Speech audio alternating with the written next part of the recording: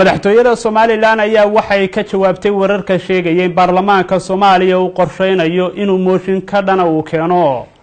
saldhigga military wadanka Imaaraadka Carabta ee xukuumadda Soomaaliland ka siisay magaalada Berbera. wasiir ku-xigeenka madaxtooyada Soomaaliland Axmed Xaashi Cabdi oo maanta warbaahinta kula hadlay magaalada Hargeysa ayaa ka hadlay wararka sheegayay baarlamaanka Soomaaliya uu qorsheynayo mooshin ka dhana saldhigga military ee wadanka Imaaraadka Carabta xukuumadda Soomaaliland ay ka siisay magaalada Berbera.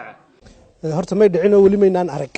laakiin haday qabtaan waxaan qabaaba danba ugu jiri doonta jamhuuriyadda Soomaaliland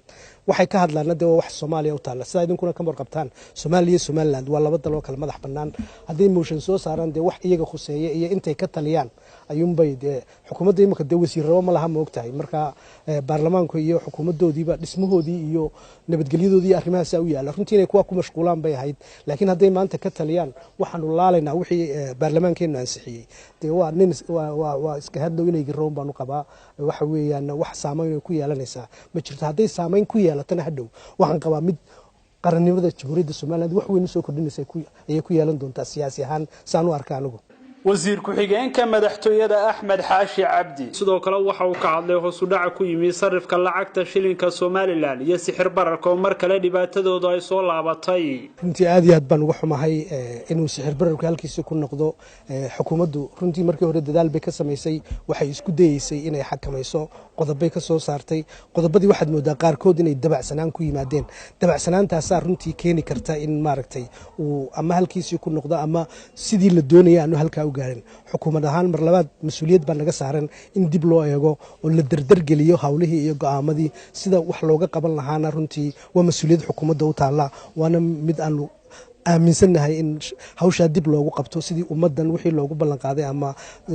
qiimaha shilinka ee kor loo soo qaaday loogu talagalay in runtii dib loo eego oo la dardar geliyo oo wax laga qabto waa mid xukuumad ahaan runtii noo taala. ugu dambeyn wasiir ku-xigeenka madaxtooyada Soomaaliland waxa uu ka jawaabay eedayn maalintii shalay uu xukuumadda Soomaaliland u soo jeediyay wasiirkii hore arrimaha gudaha Maxamed Nuur Caraala Duur. saaxiibkay Duur xukuumadda uu ku jiri jiray waanu garanayaa xilka marka uu wasiir yahay xilka uu hayo waxaan maleynayaa xukuumadda xilka ballaaran ayay haysaa oo ay ummadda